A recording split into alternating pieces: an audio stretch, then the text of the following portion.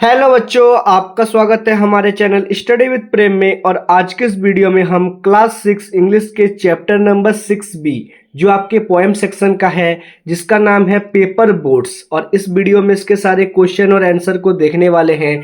तो चलिए बिना किसी देरी के हम लोग क्वेश्चन नंबर 1 को शुरू करते हैं। तो यहाँ पर हम लोग का क्वेश्चन नंबर 1 क्या है, पहले आप लोग क्वेश्चन को पढ़िए ध्यान से। Where does the boy float his paper boats. तो जो बच्चा होता है ना, लड़का होता है, वो अपने कागज के नाव को कहाँ पर तैराता है। तो कहाँ पर तैराता है, इसका आंसर क्या लिखेंगे हम लोग। The boys float his paper boats down in the running stream.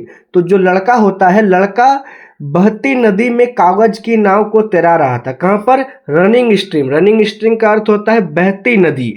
बहती नदी पर लड़का अपने कागज से बनी नावों को फ्लोटिंग कर रहा था, अर्थात तैरा रहा था। क्वेश्चन नंबर 1 क्लियर है, समझ चुके हैं। चलिए क्वेश्चन नंबर 2 है। 2 नंबर क्वेश्चन पढ़िए आप लोग।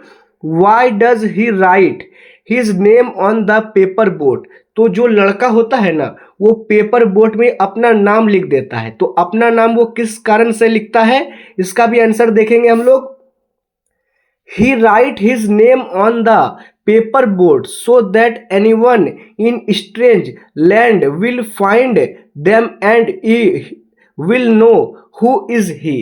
तो जो लड़का होता है वो कागज के नाव पर अपना नाम इसलिए लिखता है ताकि अगर किसी अजनबी देश के व्यक्ति को यह नाव मिले तो उसे पता चल सके कि यह नाव किसका है और इसे कहाँ से तैराया गया था। ठीक है, मतलब कहाँ से कहाँ तक यह नाव आ चुका है, लड़का वो देखना चाहता था। इसलिए जो है वो क्या करता है, उस नाव पर अपना नाम लिख देता है। फिर से एक बार बोलिएगा मेरे साथ।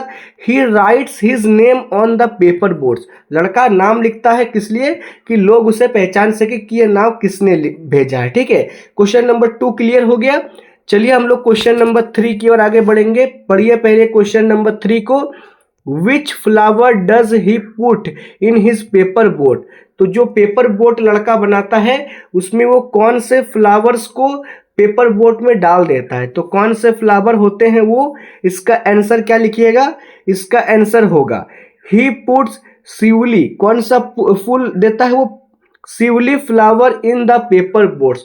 तो वो लड़का कौन सा फूल पुट करता है उस पेपर बोट पर, तो शिहुली फूल। शिहुली फूल और जो नाम होता है पेपर बोट्स, उसमें वो अपना नाम लिख देता है। क्वेश्चन नंबर 3 क्लियर है।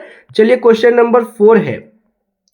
What does the boy dream at night। तो जो लड़का होता है वो रात में क्या सपना देखता है। What does the boy dream at night। Dream at night का अर्थ होता है रात में सपना देखना।